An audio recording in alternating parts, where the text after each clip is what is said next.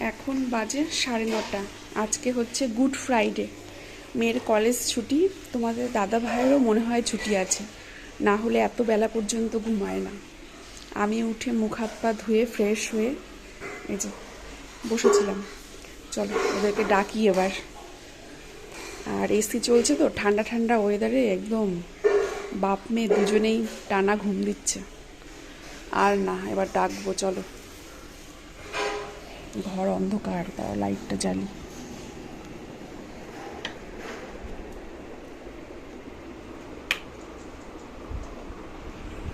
উঠে পড়ো, উঠে পড়ো।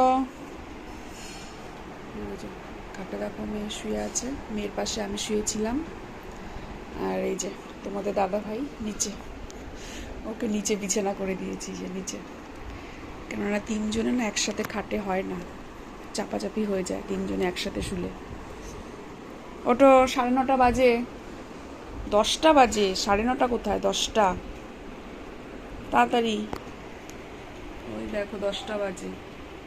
হ্যালো এভরিওয়ান, আশা করছি তোমরা যে যেখানেই আছো ভালো আছো, সুস্থ আছো। আমিও ভালো আছি। তো এখন ঘড়িতে বাজে, মানে ঘড়ির টাইম হচ্ছে এই 10:30 মতন হবে। দিদি এসে ঘরটর সব মুছে, উঠোন বাড়ি ঝাড় দিয়ে, এঁঠো বাসন সব মেজে টেজে দিয়ে গেল। দিদি একবার এসেছিল, তখন আমরা ঘুম থেকেই উঠিনি। তখন বাজে আজকে ঘুম থেকে উঠতে অনেক লেট হয়ে গেছে জানো। মানে এসি চালিয়ে কালকে শুয়েছি, ঠান্ডা ঠান্ডা, মানে একদম ঘরে দুখানা করে বিছানা করা হয়েছিল। তোমাদের দাদাভাই তো নিচে শুয়েছে, দেখতেই তো পেলে। আর আমি আর মেয়ে খাটের ওপরে শুয়েছিলাম। মানে এসি চালিয়েছি, ঠান্ডা ওয়েদারে একদম বুঝতেই পারিনি বেলা। আর তার মধ্যে নিশ্চিন্ত হয়েছিলাম যে মেয়ের কলেজ নেই, আজকে গুড ফ্রাইডে, তোমাদের দাদা ভাইয়েরও আজকে ছুটি। তা ওই একটা নিশ্চিন্ত মন নিয়ে শুয়েছিলাম যে আমাকে তো আর সকালে, আজকে সকালের কথা বলছি, যে সকালে তো তাড়াহুড়া করে উঠতে হবে না, একটু বেলা করেই উঠবো। ওই যে একটা নিশ্চিন্ত মন নিয়ে শুয়েছি, ঘুম থেকে উঠে দেখছি একদম 9টা বাজে। কি তাড়াতাড়ি করে লাফ দিয়ে উঠেছি। উঠে তাড়াতাড়ি করে চেঞ্জ করে ব্রাশ করে মুখ ধুয়ে আগে এসে চায়ের জল চাপালাম। তোমাদের দাদাভাইকে ডাকলাম, ও গেল বাথরুমে ফ্রেশ হতে। তারপরে দেখি দিদিও ঢুকে পড়লো। দিদি এসে বলছে, হ্যাঁ একবার তো আমি এসে ঘুরে গেছি, তখন তোমরা ঘুম থেকে ওঠোইনি, গেটও খোলোনি। আমি বলছি, হ্যাঁ গো দিদি, আজকে মানে ছুটি দেখে আর এসি চালিয়েছি কালকে, মানে এবছরের প্রথম কালকে এসি চালানো হলো রাত্রে। তো সেই একটা ঠান্ডা ঠান্ডা ঘরে একদম ঘুমটাও বেশ ভালো হয়েছে। এক ঘুমে দেখি সকাল 9টা। ভাবতে পারছো কি অবস্থা? এরকম কোনোদিনও হয় না আমার। মানে খুব যদি শরীর খারাপ না থাকে তাহলে এত বেলা করে ঘুমাই না। তো যাই হোক, উঠে একদম কাজের স্পিড নিয়ে কাজ শুরু করে দিয়েছি। দিদি তো এসে ঘরটার ঝাড় ফাড় দিয়ে, ঘর মুছে বাসন মেজে উঠোন ঝাড় দিয়ে চলে গেল। হয়ে গেছে, বেশিক্ষণের ব্যাপার না। তারপরে আমি চা খেলাম তিনজনে মিলে। তারপরে চা খেতে খেতে প্ল্যান হলো তোমাদের দাদা ভাইয়ের সাথে। আমার বাবার তো অপারেশন হয়েছে, হলো এই দিন 10-12 দিন হলো। তো তোমাদের দাদাভাই তো হসপিটালে গিয়ে দেখে এসেছিল, আর আমার তো ভীষণ তখন শরীর খারাপ ছিল, আমি আমার বাবাকে দেখতেও যেতে পারিনি। হ্যাঁ, দুবেলা করে ফোনে খোঁজ খবর নিচ্ছি ঠিকই, কিন্তু তাও মেয়ে তো একটুখানি দেখে আসা উচিত আমি মনে করি, বাবা মা তাই না, যতই হোক। কিন্তু মানে যেতে ইচ্ছা করছে, কিন্তু শরীর এতটাই খারাপ ছিল আমার, যেতেই পারিনি দেখতে। তো তোমাদের দাদাভাই সকালবেলা ঘুম থেকে উঠেই চা খেতে খেতে আমাকে বলছে যে চলো আজকে তাড়াতাড়ি কাজবাজ সেরে নাও, 3টে 3:30 নাগাদ বাড়ির থেকে বেরোই, তোমাদের বাড়ির থেকে ঘুরে আসি, বাবাকে দেখে আসি চলো। আমি বললাম আজকে যাবে? আমি তো ভেবেছিলাম যে শনিবার কি রবিবার যাব, মানে আগামীকাল শনিবার আর পরশুদিন রবিবার। আমি ভেবেছিলাম যে শনি রবিবার, একবার বলেছিল যে শনি রবিবার যাব। তারপরে দেখি যে নিজেই হুট করে বলছে যে না আজকেই চলো, মানে ও যখন যেটা বলবে সেটাই করতে হবে। তো বলছে আজকে চলো, আজকে শুক্রবার, ছুটিও আছে গুড ফ্রাইডের, চলো। তাহলে ঠিক আছে।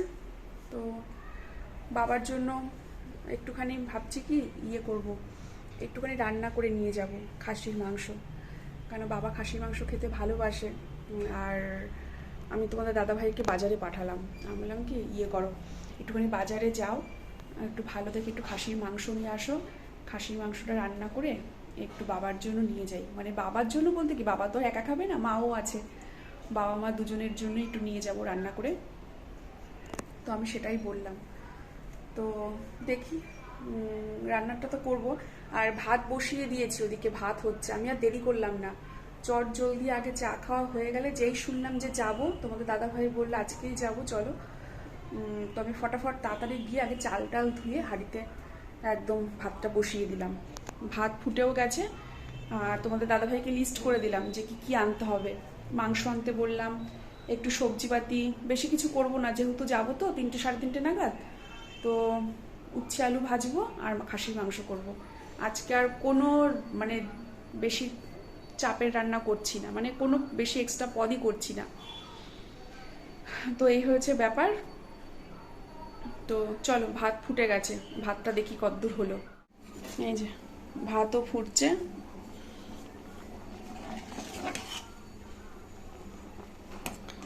আর আজকে সকালের টিফিন আর বানালাম না বাড়িতে, যে শুনলাম যাব আর কি, সব কাজেতে এখন তাড়াহুড়া করছি। মানে কালকেও যদি আমাকে বলে রাখতো রাত্রে যে আজকে যাব, তাহলেও কিন্তু আমি সকাল সকাল উঠে কাজকর্মগুলো গুছিয়ে নিতে পারতাম। কালকে আমাকে কিছুই বলেনি, আমিও জানি না। তো সকালবেলা এরকম চা খেতে খেতে উঠেই ও নিজেই প্ল্যান করলো, নিজেই আমাকে বলছে না আজকেই যাবো চলো। তো যাই হোক, সকালের টিফিন আর কিছু বানালাম না, ডালপুরি আনতে বলে দিলাম। আমাদের এখানে না একটা দোকান আছে, খুব সুন্দর হেভি টেস্টি ডালপুরি বানায়, জানো তো, মানে খেলে মুখে লেগে থাকবে এরকম এরকম টাইপের আর কি করে ডালপুরিটা। তো আমার মেয়েও খেতে ভীষণ পছন্দ করে, ওই জন্য বললাম কি আমাদের 3 জনের জন্যই সকালবেলায় ডালপুরিটাই আনো। ডালপুরিটাই আজকে আমাদের সকালে ব্রেকফাস্টে খাওয়া হবে। সকাল সকাল গেলে ডালপুরিটা পাওয়া যায়, এত বেলায় তো ডালপুরি আর পাইনি, পরোটাই নিয়ে এসছে।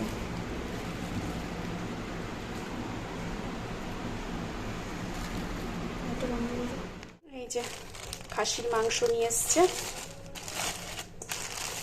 এই দোকানের মাংসটা না খুব ভালো দেয়, আর আমরা এই দোকান থেকে মাংস আনি, একদম আমাদের বাধা ধরা দোকান এটা, জানো তো। চৈত্র মাসে আসে না ওই শিব ঠাকুর নিয়ে, কি বলে ওটাকে, ওই চড়ক পুজো, তো ওই শিব ঠাকুর নিয়ে আসে না সব পাড়ায় পাড়ায় বাড়িতে বাড়িতে, ওই এসছে ঢাক বাজাতে বাজাতে। কিন্তু আমরা তো এবার দিতে পারবো না, আমাদের যেহেতু কাল অসুখ চলছে। তো যাই হোক, মাংসটা ধুয়ে নিই, একদম সলিড মাংস দেয় জানো তো এই দোকান থেকে। আর মাংস আনলে মানে তোমাকে বলতে হবে না, আর চর্বিও বেশি দেবে না। চর্বি তো এমনি তো আমাদের আনেও না খুব একটা, তোমাদের দাদা ভাই নিজেও খাবে না, আমাদেরকেও খেতে দেয় না, কিন্তু চর্বি খেতে কিন্তু ভালোই লাগে। এই যে সব কিছু কেটে কুটে নিয়েছি, ধোয়াও হয়ে গেছে পরিষ্কার করে সব সবজি। এখানে হবে আজকে উচ্ছে দিয়ে আলু দিয়ে ভাজা। এই যে উচ্ছে আলু কেটে নিয়েছি একদম ঝিরিঝিরি করে, উচ্ছে আলুটা ধোয়াও হয়ে গেছে। আর মাংসের জন্য কেটেছি বড় বড় করে একদম আলু। আলু ছাড়া তো আমাদের বাড়িতে মাংস মানে খাবেই না কেউ, মাংসেতে সব থেকে আলুটাই নাকি ওদের ভালো লাগে, আমারও তাই। তো দেখো আলুটা একটু বেশিই নিয়েছি। আর এখানে পেঁয়াজ, এই যে পেঁয়াজ, আদা, রসুন আর এই যে টমেটো সব কেটে নিয়েছি। চলো, মাংসটাও ধোয়া হয়ে গেছে, এবার চট জলদি রান্নাটা বসিয়ে দিই। হ্যাঁ, এইদিকে আলুটা ভেজে নিচ্ছি আগে মাংসের জন্য, বেশ লাল লাল করে আলুটা ভাজছি। আর এইদিকে সব কিছু রেডি করে রেখেছি, ম্যারিনেটটা করব এখন।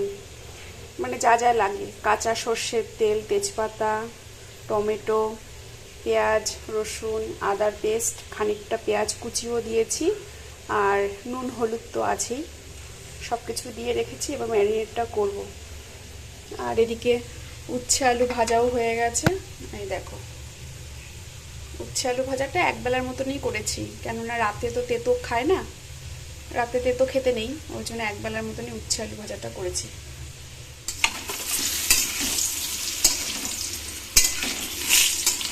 আলুটা তুলে নেব, লাল লাল হয়ে গেছে,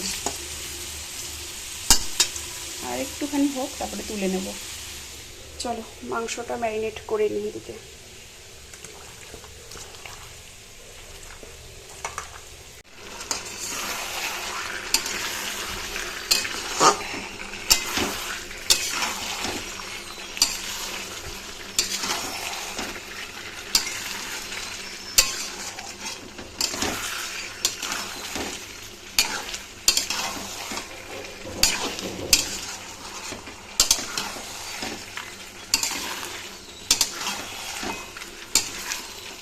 তো এদিকে দেখো মাংসটা আমার রান্না করা হয়ে গেছে, মাংসের ফাইনাল লুক। আর এই যে টিফিন বাড়িটা করে বাবার জন্য একটু নিয়ে যাচ্ছি, মানে বাবা মা দুজনের জন্যই। তো দেখো আমরা খাওয়া দাওয়া করে বেরিয়েও পড়েছি। এসে এই দেখো কাস্টাপাড়ার থেকে মিষ্টি নিলাম, মিষ্টি নিয়ে বাড়িতে ঢুকলাম। মানে বাড়িতে গিয়ে আর কোনো শ্যুট করা হয়নি, আবার ফেরার সময় কাস্টাপাড়ার থেকে ট্রেনে উঠলাম, রানাঘাটে আসবো।